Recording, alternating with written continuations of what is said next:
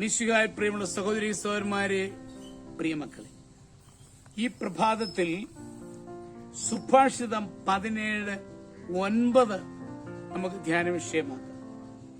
The book of Proverbs chapter 17 verse 9. അവിടെ ഇങ്ങനെയാണ് പറയുക: തെറ്റു പൊറുക്കുന്നവൻ സ്നേഹം നേടുന്നു, കുറ്റപ്പെടുത്തിക്കൊണ്ടിരിക്കുന്നവൻ സ്നേഹിതനെ പിണക്കി അകറ്റുന്നു. പണ്ട് മനുഷ്യർക്ക് പൂച്ചകളെ വെറുപ്പായിരുന്നു. അവർക്ക് നായകളോടായിരുന്നു സ്നേഹം.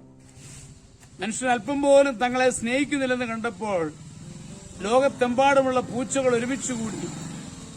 പൂച്ച പറഞ്ഞു, നമുക്ക് ദൈവത്തെ പോയി കാണാം. നമ്മുടെ കൂർത്ത നഖങ്ങളും വലിയ ശബ്ദവുമാണ് മനുഷ്യർ നമ്മെ വെറുക്കാൻ കാരണം. അത് മാറ്റിത്തരാൻ നമുക്ക് പറയാം.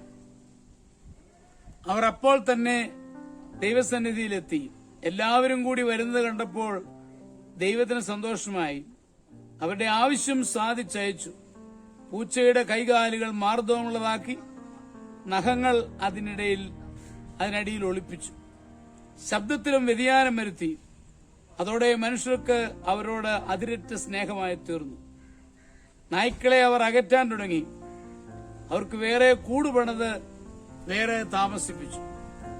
പട്ടികൾ ചിലപ്പോഴൊക്കെ തമ്മിൽ കാണുമ്പോൾ അന്യോന്യം പറയും, നമുക്കും ദൈവത്തെ പോയി ഒന്ന് കാണണം. അവർ സമ്മതിക്കും. പക്ഷെ ഇന്നുവരെ ആ പോക്ക് നടന്നിട്ടില്ലത്. കാരണം നമ്മുടെ ഇടയിലുള്ള ആ പഴഞ്ചൊല്ല് തന്നെ, ഒരു പട്ടിക്ക് വേറൊരു പട്ടിയെ കാണാൻ മേലല്ലോ. അതുകൊണ്ട് അവ ഇന്നും തമ്മിൽ കാണുമ്പോൾ അവയുടെ തീരുമാനം കൈമാറും. പക്ഷേ പോക്ക് നടക്കുകയില്ലെന്ന് മാത്രം. സിസോറ പറയുന്നുണ്ട്, മനുഷ്യനാണ് മനുഷ്യന്റെ ഏറ്റവും വലിയ ശത്രു. നമ്മുടെ കർത്താവ് മിശിഹായുടെ കൃപയും പിതാവായ ദൈവത്തിന്റെ സ്നേഹവും പരിശുദ്ധാത്മാവിന്റെ സഹവാസവും പരിശുദ്ധ അമ്മയുടെ മധ്യസ്ഥതയും നിങ്ങളെല്ലാവരോടും കൂടി ധാരാളമായിട്ടുണ്ടായിരിക്കട്ടെ, എപ്പോഴും എപ്പോഴും എന്നേക്കും. ആമേൻ.